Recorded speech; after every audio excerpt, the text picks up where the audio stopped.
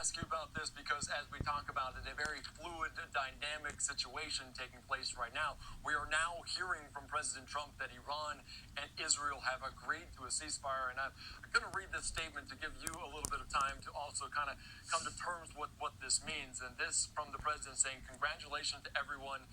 It has been fully agreed to by and between Israel and Iran that there will be a complete and total ceasefire in approximately 6 hours from now when Israel and Iran have wound down and completed their progress, their final missions. For 12 hours, at which point the war will be considered ended.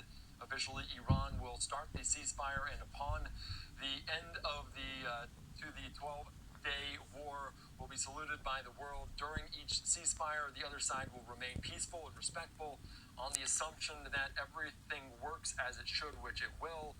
I would like to congratulate both countries, Israel and Iran, on having the stamina, courage, and intelligence to end what should be called the 12-day war. And this is a war that could have gone on for years, destroyed the entire Middle East, but it didn't and never will. God bless Israel. God bless Iran. God bless the Middle East. God bless the United States of America. God bless the world. This coming in from the president. So, Blaze, that happened very quickly, calling for that ceasefire. What's your initial reaction? Well, I think this is a clear demonstration of peace through strength and the role that American might plays in keeping our country and the world safe. It was the U.S. entry into this conflict, the demonstration of both the capabilities that we have and the will to use them that I think has led to this possibility of Iran backing down and also of eliminating the rest of Iran's nuclear program, which now enables this conflict to end. So rather than the World War III and the possibility of endless wars that many were concerned about, it was the U.S. use of force that really made possible peace in this case, and it's hopefully a good outcome for the United States and for Israel now that Iran has largely been defanged.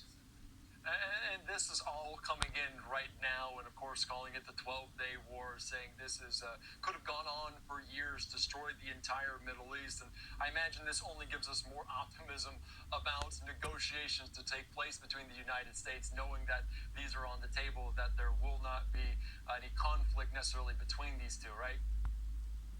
Yeah, certainly it's hopeful that this might then lead to negotiations.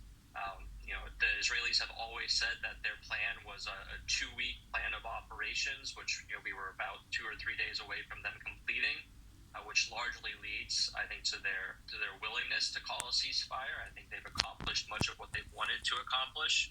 And the question will now be: is this just a ceasefire and everybody walks away and things go back to as they were, or will this lead to more negotiations and a deal that might actually fully dismantle Iran's nuclear program?